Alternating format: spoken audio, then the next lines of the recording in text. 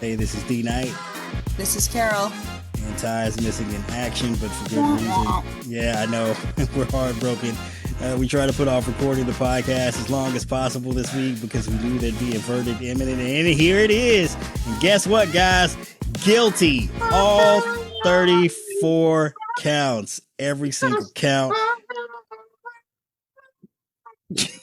We got his ass. Look, everyone's excited at this point. I asked him to cue it up, but he didn't. So I was just trying to, the show must go on, you know? Yeah, it's unfortunate. I wouldn't feel right playing 04 Tuna without the whole band together. It seems like that's an event for the entirety of the crew here. But, can't spell entirety without Ty. I mean, you can, but you can't say it. You can spell entire without Ty. But yes, guilty on all 34 counts. The jury deliberated over the course of a couple of days. They asked for a couple of noteworthy pieces of information from the court, starting with they needed some information about Cohen's testimony, David Pecker's testimony. That was probably the most important part, where they needed to corroborate Cohen's testimony. They needed some other clarifications, right? And they had some parts read back to them. Yeah, they needed some clarifications. Like, I can't believe they said that. We need to get them to say that again. Like, I need to hear that again. They needed a little clarification on the jury instructions, basically starting from the part where you could infer that if the ground is wet and people are carrying umbrellas and such, that it rained over the course of the night. You don't have to have direct evidence to infer such. And, that kind of put us on the course to expect a conviction in this case because, there was very, very little direct evidence in terms of Trump's intent, but you could infer from the testimony of the others involved, along with the checks and invoices that Trump signed off on to reimburse Cohen for the payments to Stormy Daniels. I feel like I'm doing this all wrong. Let's rewind. Bigger picture here. Trump's convicted, 34 criminal counts. There's no escaping the criminal verdict. What does this mean for the Republican Party going forward in an election year? Well, I mean, it's really kind of, I have to preface everything by being like, if it weren't such a shit show in reality, it would be funny. But it's if it weren't such a shit show in reality, it would be such a joy to see all of these guys lining up to like pander to a convicted felon, and they'd be like, is he really quote unquote guilty? Like, what does guilty even mean? This is a a miscarriage of justice, and we're going to prosecute it as an abortion. It'd be funnier if it wasn't dark and sad. That is the funniest thing you've ever said. That's not true. Oh my God, that was good. I just wasn't expecting that. They're going to prosecute it as an abortion. All right. Yeah, look, it's unfortunate for the Republican Party. I mean, no one wants their candidate convicted of a crime about stealing an election, headed into an election. It's just not the way you want to do business. If only they could have seen this coming and picked someone else. I mean, they had an entire primary to try and work that out. If only they'd had 4 years and many, many chances to offer a stern rebuke. Theoretically, they had 8 years if you count 2016 as well. And look, I guess the place to start with this is why is the Republican Party even in this position in the first place, where they're now running a convicted felon at the top of the ticket? Part of the problem is, and they knew in 2017 with the announcement of the appointment of Robert Mueller and the Russian investigation of the Trump campaign, and that they should have gotten off the bandwagon then. That was the time to pull the trigger on getting Trump out of office. You let Mike Pence finish out the rest of the term. They would have lucked into COVID. And I say luck like it's in quotation marks. I'm not saying that the event of a pandemic was luck. But if you do remember, in 2020, Mike Pence was officially put in charge of managing the public side of the COVID response. And he did all things considered, reasonably not disastrous job of handling those press conferences until Yeah, Trump but so got he jealous was and took only over. in charge with the communications, though. Yeah, but again, he was like the spokesperson, right? And So he he would, reasonably good job in like Trump COVID response in the same sentence. And yeah, I know it's not, that's not really what I'm saying is being the public face of it, he would have been a much more manageable person and likely would have cruised the reelection in 2020. And, Republicans would have been looking at him as a Reagan-esque figure. Instead, they got pot committed to Trump in the Russia investigation. And with all the information that revealed, because they stuck with him, they doomed themselves. he knew And a little bit. He had a little bit of dirt on them, and now there's no undirting them from the dirt. no, yeah, they've There's the second funniest thing I've ever said. I appreciate that. Like he's the Republican Party is now Bruno Mars at the blackjack table in Vegas, right? They've put so much money invested so much into this guy that they can't pull themselves away, and now they're on tilt and they don't know what to do. But even though they had an opportunity in 2020 after the attack on the Capitol on January Chance 6th, after chance after chance. That was early 2021. 2021 rather, you're right, they had opportunity after opportunity to get off the Trump train, and because they chose not to, now that they're in a position where they're doomed in 2024 no matter what they do, because this effectively kills their chances of Trump winning the election. And theoretically, if I were the Illuminati operating behind the scenes of the Republican Party or whatever the organization is you want to call it that pulls the strings, I don't know. It's just it's I say that tongue in cheek, like, but I'm just saying if I were a power broker in the Republican Party, I would dump Trump immediately. Take your losses in 2024. Try and find the new leader of the Republican Party going forward, and then you just trot him out there every day of 2024, basically trying to heal the party, bring it back together, and take your chances in 2028. But Republicans can't do that. They're stuck with Trump. They're going to support him. He's probably going to receive his sentencing in July on the 11th, I believe. And in all likelihood, given his behavior at the trial, attacking the judge, attacking the judge's daughter, attacking the witnesses, attacking the jury, attacking the trial itself, multiple violations of gag orders, falling asleep, just saying obnoxious things in court. It just the judge is going to be able to take all of that behavior into account in his sentencing, and So before yes, so certainly a normal defendant with this totally be normal. facing the maximum penalty possible, which was still only 4 years, right? Yeah. So the maximum penalty for each of these counts is 4 years. But they run simultaneously. Yeah, they'll run consecutively. No. Or rather concurrently. They won't run consecutively. I'm sorry.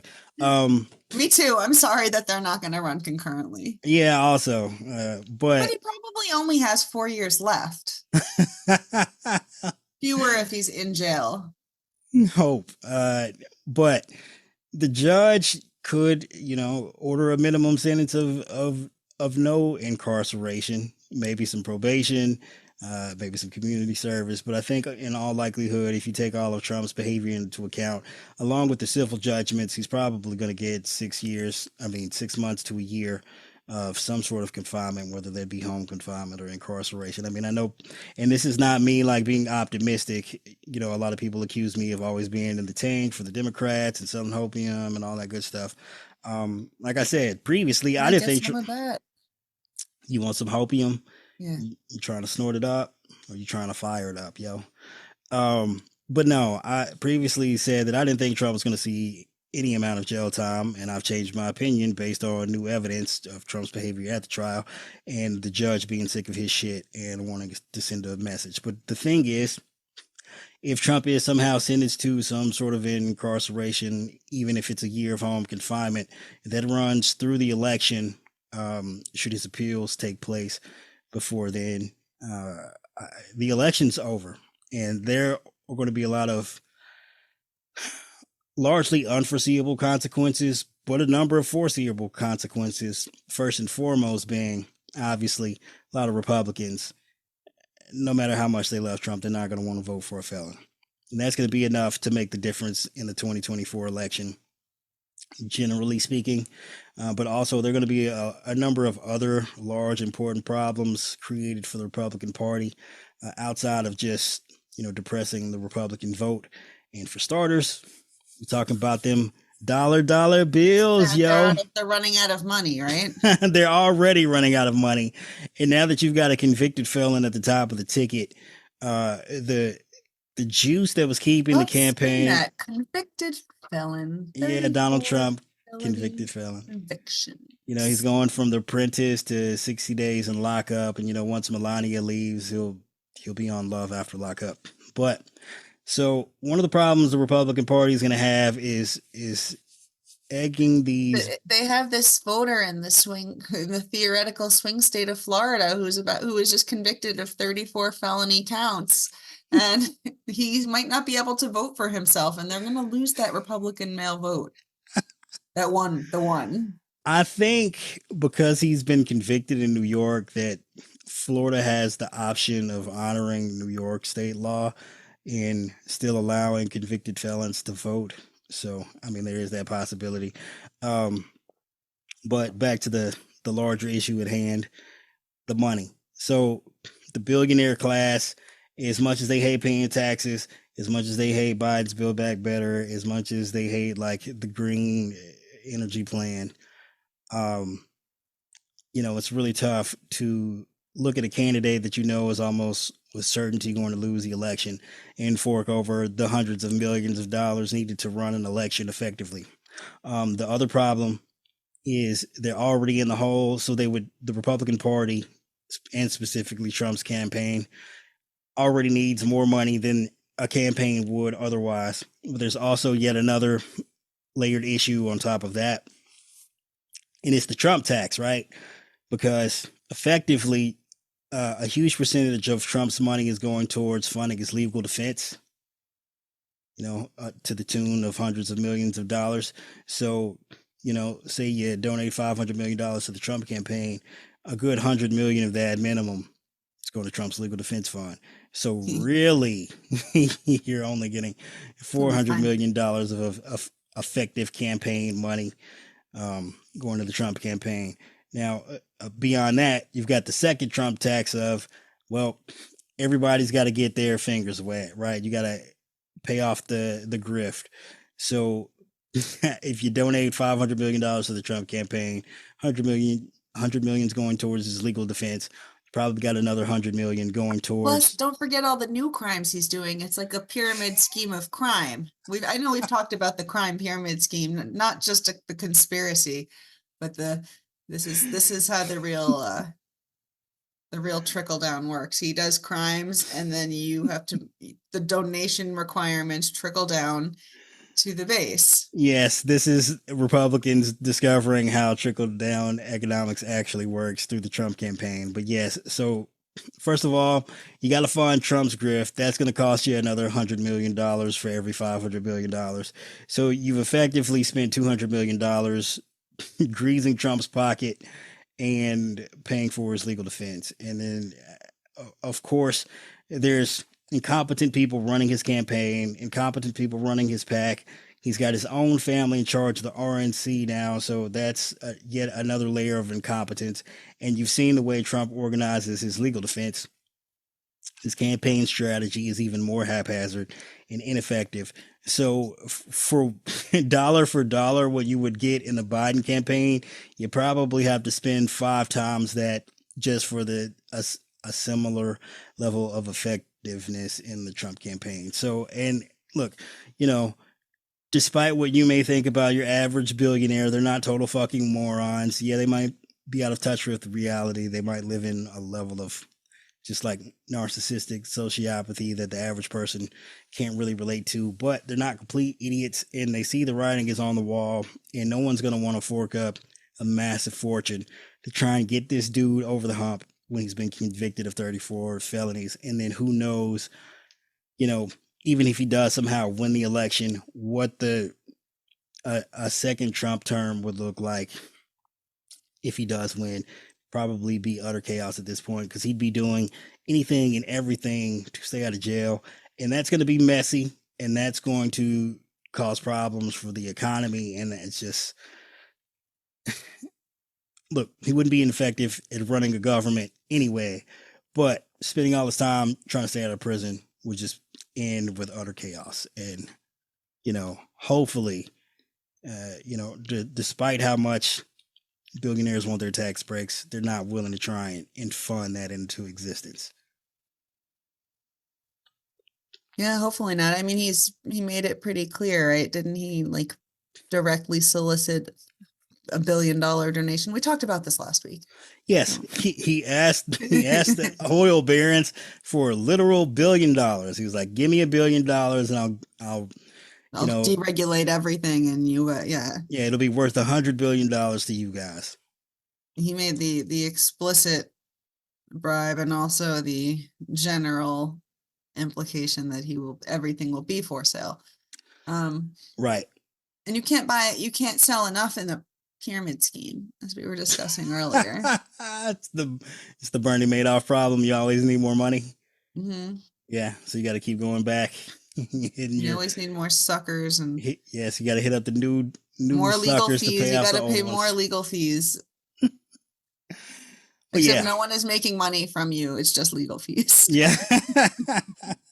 No return on investment, only legal fee. And look, maybe part of the reason Biden's economic numbers are looking so good is because Trump is pumping so much money into the legal area of the economy. I don't know, the law firms are making off quite well at this point. But so Trump's got a number of issues beyond the money and beyond the conviction as well now, because clearly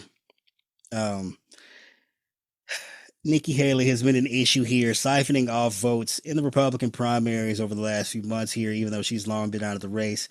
Although, for some reason, and I don't know the nature of this decision, right? But you look at the position she was in 2 weeks ago, where she's costing Trump hundreds of thousands of votes in multiple states.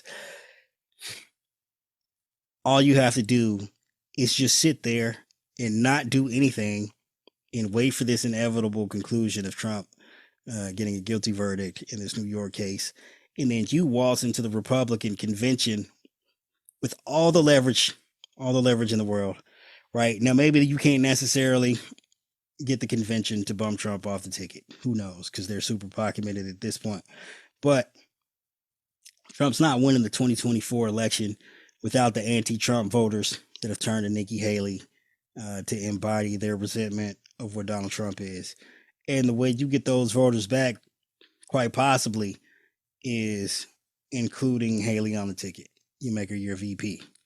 Well, Haley gave all that power away when she said a few days ago that she was endorsing Trump, or rather going to vote for Trump, which is a tacit endorsement. I don't understand the position she was in, like with the chess moves on the board. It was set up for her to just stand pat. Like that was the best possible decision for her, to just SCFU, not say anything, not do anything. You have all the leverage in the world, and she gave that away. I don't know. Maybe there's like the Nikki Haley sex tape out there. Maybe they found a way to. I mean, we all knew she would eventually endorse him. Didn't she say the same shit last time? We all knew she would, but we didn't know when she would. And there is a point in time where a Nikki Haley endorsement of Trump could have bought her everything. Like I said, it probably could have bought her a vice presidential spot. And instead, she spent that capital at the least convenient time. It was I guess I assumed she would do it not because it was like a good idea for her, but because she damn it. Yeah, she should have waited until the time it was most politically expedient. Yeah, but I was saying it's not out of political expedience. It's because like her character is just like she vacillates wildly on her beliefs and or has none. Yeah, I was gonna say, just like, I'm not surprised because I'm like, oh, because she's like she's totally disingenuous and insincere on all fronts, and this is just like all a fucking game to all of them. Are you implying on some level that Nikki Haley has no principles? Is that what you're saying? Yes, those are the words. Well, yeah, we knew that, right? I mean, this is a woman who changed her name and basically her entire heritage to kind of fit in with polite white society. You know, to some degree, it worked out well for you. She worked her way all the way up to the governor of South Carolina somehow. Um, but again, much like Trump's tactics, like the same going to your bag, doing the same old thing only gets you so far. And again, I just a poor decision on her part, poor timing. I mean, I get the decision to some degree. Like we all knew she was going to do it eventually, but like just the least convenient timing for her own personal benefit, which means you have to like when people start making decisions that seem like they're operating on perverse incentives, you really have to wonder what the machinations are behind the scenes that are motivating people to make those kinds of decisions. But um, again, I this mean, is it's long. all like pretty short-sighted self-interest, usually. Yeah, but I mean, we have no idea. Depends how fucked they are. That's kind of my idea. Like, depending on how fucked they generally think they are, they're the most short-sighted. And the Nikki Haley is a little less, she seems a little less fucked in terms of like dirt other people have on her than the other. So she's like a little less desperate and short-sighted. She has a little bit longer game, but as you said, she's not like particularly politically savvy either. She is in some ways, in other ways, not so much. She's not a she's not a MAGA moron, right? So, apart from that, kudos to Alvin Bragg. You did your job, sir. We got a lot of receipts out there on the internet of people shitting all over you when you brought these charges, saying it was a horrible idea and like how dare you, and it's a shame that these charges are being brought, and then how dare this go to trial first, like it's a travesty to our democracy. And as it turns out, you the boss, sir. Your trial was absolutely riveting from beginning to end, and you really set the stakes, laying out the narrative of the election interference in 2016. And the jury saw that as rather important as well. And now we've got our first and likely only conviction of Donald Trump in 2024. So kudos to you. F all the haters. As you're all aware, if you're listening to this podcast, I was a proponent of I think I said this immediately, like our first couple of episodes. Like this would be Trump, the most likely to get him. no, not that, but I was a fan. I was a proponent of the idea of Trump's committed so many crimes, charge him with literally any one of them, and he'll be convicted for a number of reasons, but largely because he's a sociopath, can't control his own behavior, and then his lawyers are totally incompetent. And I'm not saying in this case his lawyer largely Todd Blanche did most of the trial work here. I'm not saying that Todd Blanche is incompetent per se, but I don't think he was in a position I think to more impotent in this position. No, it's definitely. not like a dig at him, but like what could you do with that case? I think there were some decisions that were made that weren't to the benefit of the ultimate the ultimate verdict. That had maybe they taken different tacks, they likely could have gotten a hung jury. But I mean, that's a debate for another day since we don't have time to delve into that. But part of the problem is, Trump demands him.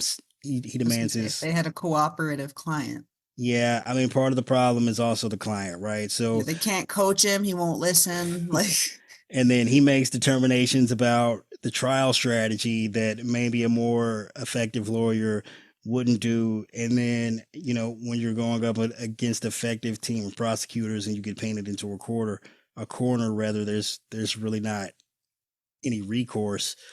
um but yes, kudos to the legal team. Thank you, Alvin Bragg. Thank you, Manhattan DA's office. You did fantastic work. um Onto the news punditry here. A lot of people's mad, and I'm not talking about Republicans. I'm talking about what you would typically consider more left leaning outlets and left leaning journalists and left leaning punditry. They are salty, and I won't how sugarcoat it salty here. were they? Well, I won't sugarcoat it here. You had like Katie Turr practically crying on air. Um,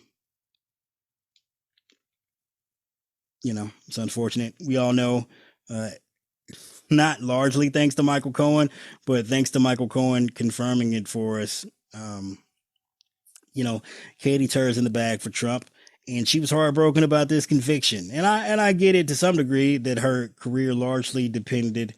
Well, the place she is now, currently in her career, she could not have made it to without Trump. Right? She basically hit the lottery.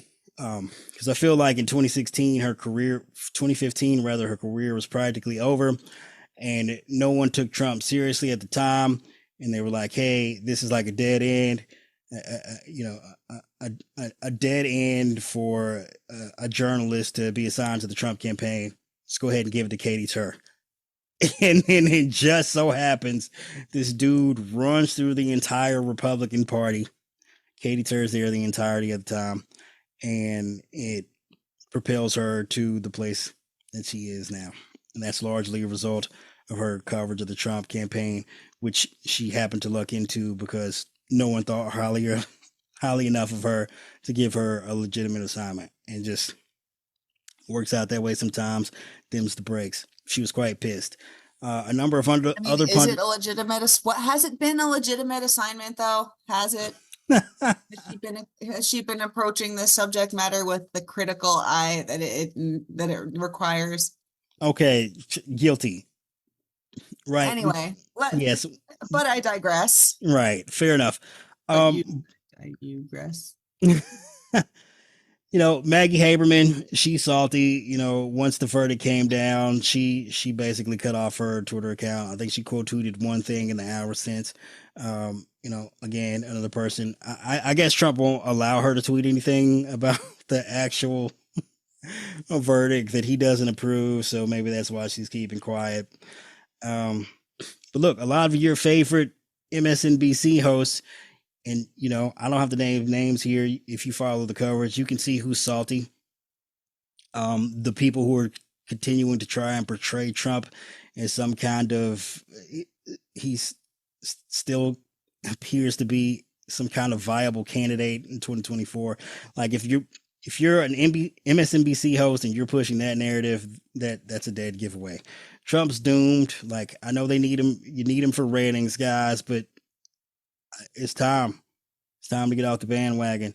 Like, there's no point in diminishing your credibility by continuing to try and push him as some sort of legitimate challenge to the Biden campaign. Now, I know over the course of the next couple of weeks, you're probably going to see some kind of bump in Trump's fundraising, because as per the usual, he grifts off of these major news events. But once the novelty of the conviction wears off, and the small dollar donors, those funds dry up, it's going to be pretty self-evident. The Trump campaign is doomed. Now, I don't know what the polling will say, and a lot of people, a lot of punditry out there, they follow the polls extraordinarily closely. I typically find them to be largely useless.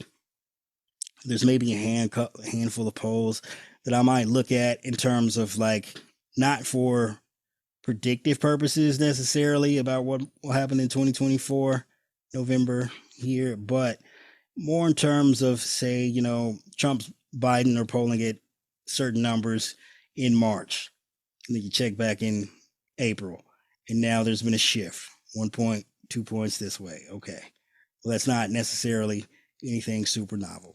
You come back in May. All right, well, there's been another shift. It's 2 more points. Biden's closing the gap. Now it's 49-49. You're like, oh, it's even. All right, now there's been a conviction. You check back in June. All right, Biden's up 2 points. All right, check back in July. Biden's up 4 points. Now, you can't necessarily take that as some kind of indication that Biden's certainly going to win the election in November. But what you can say is that, especially since, correct me if I'm wrong, but 2 of those months you mentioned have not yet occurred. This is theoretical. I'm just saying, like, okay, this is Carol. I'm just saying that you can take that as evidence that real life events are having an impact on polls, and you can tell what direction things are moving in, and that is how you take your approach to the campaign as far as like the Biden campaign is concerned. I was just giving some examples on theoretically how polls can be useful because they're not predictive at all.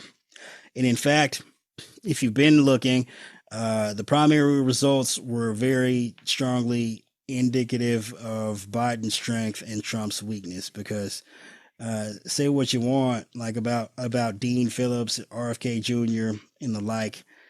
There were options on the ballot, and if people really wanted to come out and protest, vote Biden from the left or whatever, they could have done so. It's not the case. The enthusiastic voters showed up to vote for Joe Biden. You can't say the same in the Republican Party because while Trump was wiping the floor with Nikki Haley, eventually, she did show a lot of Trump's weaknesses. Right? You know, people. What we were looking for from the news media to attack Biden for on the left actually happened in the Republican primary. So it's all downhill for Trump here at this point. And fingers crossed, like I'm not saying get complacent, but what I am saying is if you turn out to vote, Biden's almost certainly going to win. Now, don't take that as some kind of indication that you can take off the next 6 months and not focus on this. You gotta. No, I'm going to annoy the shit out of you until I get confirmation that you voted. So. Absolutely. And I'll make more. There'll be more like me. We're everywhere. We're everywhere. Trying to get you to vote. That's right. You tell them, Carol. But yeah, we just wanted to revel in the moment. Shout out to all the Black Americans holding Trump accountable because it's a lot of, Caucasian Americans, no offense to you Caucasians listening, that are floundering. Y'all did not get the assignment. y'all didn't understand what was supposed to be going on here. Yeah, letting Trump skate in Florida, basically, holding up progress in Georgia, putting Trump back on the ballot in Colorado. Whole lot of L's. But we finally got the W, at least one of the W's we were looking for. And it is a pivotal moment. Like there's no way around it. Anyone trying to minimize it at this point is doing so out of either some form of self-interest or self-delusion. I mean, of course, you've got like the right-wing nut jobs. Like, what are they going to say? Like, you work for the Biden campaign or you're a prominent Republican. You can't get out here and say this is bad for Trump. You got to say it's awesome. This criminal conviction on 34 counts. It's awesome for Trump. Congratulations, Democrats. You just sealed Trump's victory in November, right? You got to spew the company line because you don't have a choice. What are you going to say? We're doomed. There's no point in showing up to vote now. Like they don't have any options. But, also, kudos to Michael Cohen. Well, no, I guess largely kudos to Stormy Daniels. Ma'am, you are a champion. I think is one of our favorite cohorts from the Mueller She Wrote podcast. What's Allison's co-host name? I didn't forget. I'm so tired. It's late. Oh no. Yeah, so what happened was I didn't understand we were still going to record and Dee was waiting for me and now I'm bringing my full attention that I can give at 1:15 a.m. All right, so this is so embarrassing that I can't remember her name even though I love her dearly. And I also don't know the name. Jesus Christ, man. Dana Goldberg. So Dana Goldberg posted on the platform formerly known as Twitter.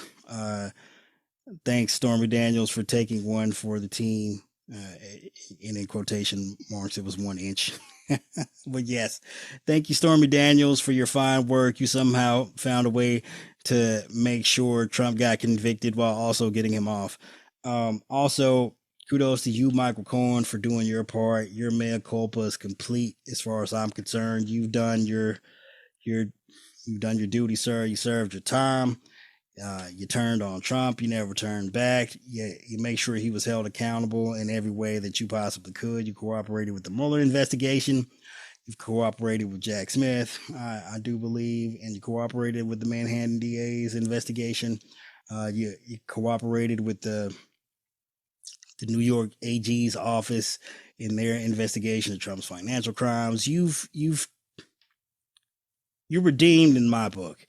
I mean, obviously there are going to be some complaints about Michael Cohen's past behavior, and that's fine. He could always screw up in the future, but as far as I'm concerned, he's done as much as anyone could possibly do in his position to make sure Trump is held accountable, and we got the victory, at least as far as these criminal counts are concerned.